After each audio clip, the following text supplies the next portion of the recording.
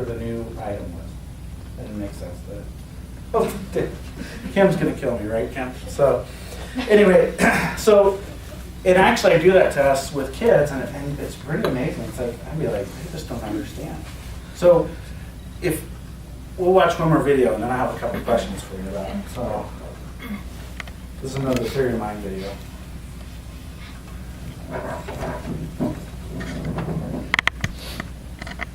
You're gonna have a tea party with Play-Doh. I'm sure myself. You sure? Well, you've probably discovered that however smart your 3-year-old is, she doesn't seem able to put herself in someone else's mental shoes, to imagine how they think and what they believe. Perhaps you thought your parenting skills were to blame, but scientists suggest that understanding other minds is a skill that may not be fully developed until a child is about 4. To learn how children's social skills evolve between about 3 and 4, researchers use something called a false belief test. What do you think's in this box? Looks fairly obvious, doesn't it? Crayons. But let me show you. I filled it full of candles. Right? Now I close it up again. While you and I have been having this conversation, Snoopy has been down here, asleep. Doesn't know what we've talked about. But let's bring him into the conversation. Now I have another question for you. What do you think Snoopy will say if I ask him what's in this box? Crayons, obviously. What else could anybody possibly say? Well, watch this 3-year-old. What do you think is inside this box? Let's open it up and see. Candle. Now, you can ask the child what appears to be a very simple question about that. What did you think was inside the box when you first saw it? They say, oh, I always thought that there were candles in this box. Then you can ask them about someone else. So you can ask them about Snoopy. Snoopy's been sitting here. He hasn't seen this box. He's never seen us open it up. What does Snoopy think is inside this box? Candles. You can say the same thing. Snoopy will think there are candles inside this box. And what that indicates is that the children's view of how minds work is very, very different from the view that you and I would have. Did you see it? In the mind of the 3-year-old, everyone sees the world much the same way. There's no difference between what I think and believe and what everyone else, including Snoopy, thinks and believes. It is in a... So that piece of understanding that other people think and believe something different than me is difficult for individuals on the autism spectrum. Okay. Anybody have an idea how that would impact you in the world? I mean, it impacts relationships a lot. I do a lot of marriage work. Okay, husbands and wives communicate differently. Okay. I'm a guy. I'm also a mental health counselor. It's taken me 15 years to learn how to communicate with my wife, and I'm still not good at it. Okay. So think about it, right? So people come home and they assume, sometimes in marriages, that they should know how I feel when I came through that door, right? So imagine living that way every day, all day, with everybody. Right? Now, people do this sometimes probably when you're tired. Guys have a tendency, in my opinion, to do it more often.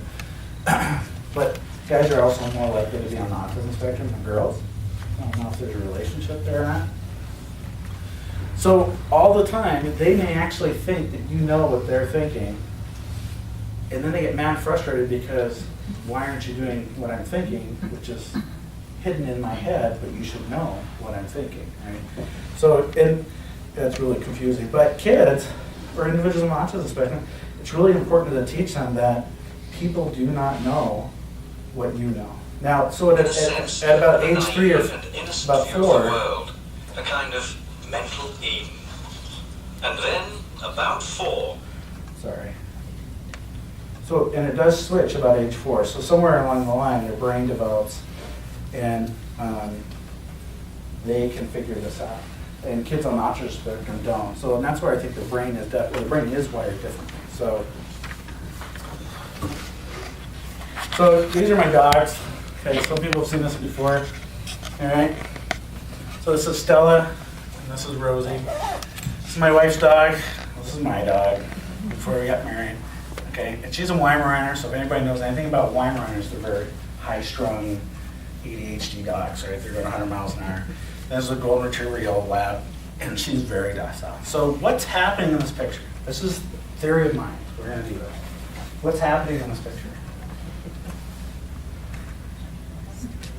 Stella wants to play. She wants to play. Okay. Or she wants the bone. She wants the bone. And what's Rosie doing? She's guarding the bone. Okay. And why is she guarding the bone? It's her bone. Because Stella wants it. Because Stella wants the bone, right? Okay. And why does Stella want the bone? Because Rosie. Because Rosie's got the bone, right? Okay, so but look at Stella's eyes. Can you see her eye, her one eye? Right? And her pupils are like huge. She is like, and believe it or not, they stood there for like 5 minutes. I took this photo and they're just, right? And every once in a while one's looking over at the other, right? So even dogs can understand from their perspective, but hey, she wants this bone and I'm not going to let her have that, right? And you guys figured this out. I could tell from this picture. So we do this a lot. We can anticipate other people's needs just because we can look at what's going on for them. And so that's theory of mind. So who do you think won? Well, you would think Stella would. But Rosie, she has this place under my wife's. We both have offices at home. And Rosie brings everything down underneath there. So if you're missing something, it's usually down. So Stella may have gotten it, but Rosie probably got it and took it way down there and hid it. So, but they stood there forever. I have another Weimaraner too. Boy, he's neurotic, so he's worse. So, Hey, Brett, can I share just a tiny little Sure. story? yeah. My son is a teenager, and it hasn't been very long ago that he was on the second floor of our house, and I was in the kitchen on the main floor, and he yelled down the stairs, "Mom, isn't it funny what Mrs. Incredible did?" And I said, "What did she do?" And he said, "You know." I said, "I'm down here, Nikki. I'm not up there. I didn't watch your movie. But you know." I mean, we're on 2 different floors, and he honestly thought I knew what he was watching. And that's the hard part. You actually believe that you knew what he was thinking all the time, right? And that's really frustrating. So I want to take a 2-minute break. So I apologize. I'm going to use the restroom before I can. And I told